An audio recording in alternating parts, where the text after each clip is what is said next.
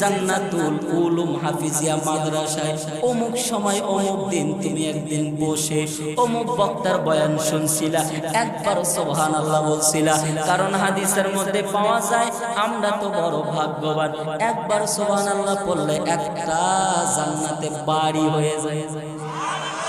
আর একবার জোরে বলেন, আর একবার জোরে বলেন না সুবহানাল্লাহ। তিনটা বাড়ি তৈরি হয়েছে, আর একবার বলেন না, আর একবার বলেন না।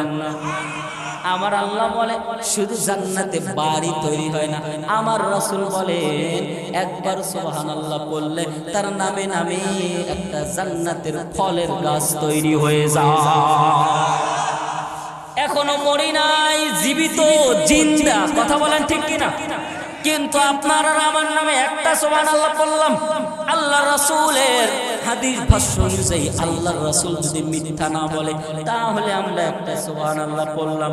এখনো আমরা ওই 30 সালের মধ্যে, এখনো আমরা ওই মাদ্রাসার মধ্যে আমার নামে জান্নাতে একটা বাড়ি তৈরি হয়ে গেছে।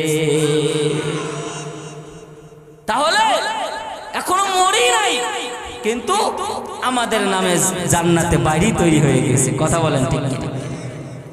এই জন্য আমার আল্লাহ বলে তোমরা যদি আমারে বন্ধু বানাইতে পারো, তোমরা যদি আমারে বন্ধু বানাইতে পারো, কারণ আল্লাহ আমাদেরকে সুন্দর করে মোহাব্বত করে বানাইছে।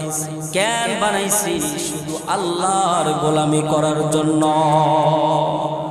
এই যে আমরা গুনাহগার, আমরা গুনাহগার, আল্লাহ বলে তোমাদের গুনাহ মাফ করার জন্য অনেক রাস্তা আমি দিয়েছি, অনেক রাস্তা আমি দিয়েছি।